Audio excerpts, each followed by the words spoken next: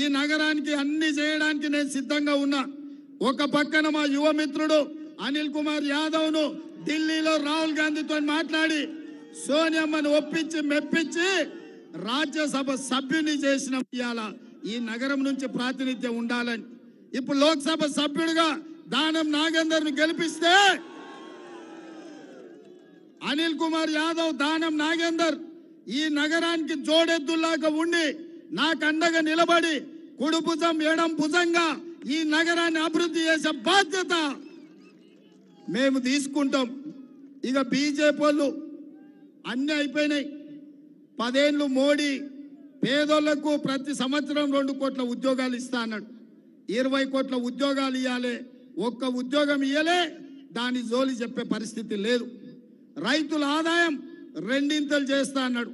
కానీ ధర్నా చేసిన రైతులను ఢిల్లీలో పిట్టలు కాల్చినట్టు కాల్చి చంపిండు.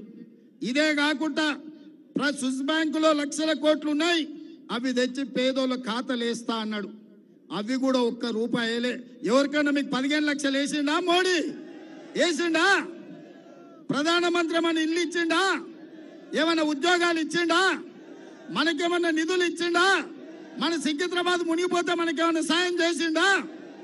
మన తెలంగాణ ఏర్పడితే కూడా ఓర్వలేక తలుపులు మూసి సోనియమ్మ తెలంగాణ ఎట్లిస్తుంది, తల్లిని చంపి బిడ్డని ఎట్లా బతికిస్తారని తెలంగాణను కూడా మోడీ అవమానించిండు.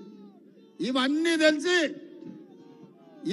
తెలిసి తెలంగాణ సమాజం ఇవాళ మోడీని తిరస్కరిస్తుంటే నిన్న మన మోడీ గారు దేవుడి సెంటిమెంట్ జేబులోకి వెళ్ళి బయట తీసిండు. హిందువుల ఆస్తులు గుంజుకొని ముస్లింలకు వంచి పెడతారు అంటున్నారు.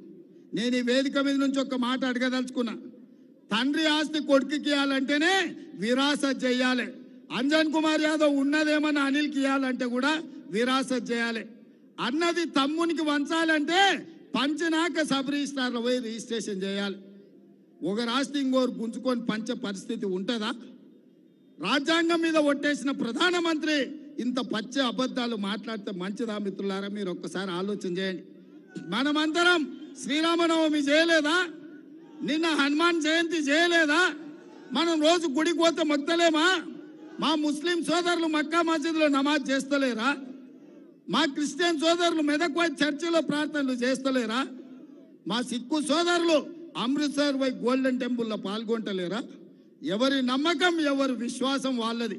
కానీ ప్రధానమంత్రి ఈ రకంగా మాట్లాడు మంచిదా అని నేను అడుగుతున్నా.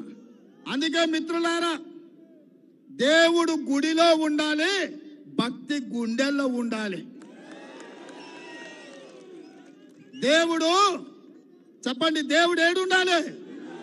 దేవుడు గుడిలో ఉండాలి, భక్తి గుండెల్లో ఉండాలి. నరేంద్ర మోడీ దేవుడిని బజార్లకు తెచ్చి గోడల మీద రాసి పోలింగ్ బూత్ లో డబ్బాల ఓట్లు వేయించుకోవాలని చూస్తుండు. ఆ మాయలు ఎవరు పడకండి. ఎన్నో ఏళ్ల నుంచి, వందల సంవత్సరాల నుంచి నిజాం సర్కార్ నుంచి ఈ ప్రాంతంలో మత సామరస్యం ఉంది. హైదరాబాదు నగరం అభివృద్ధి చెందాలంటే మత సామరస్యం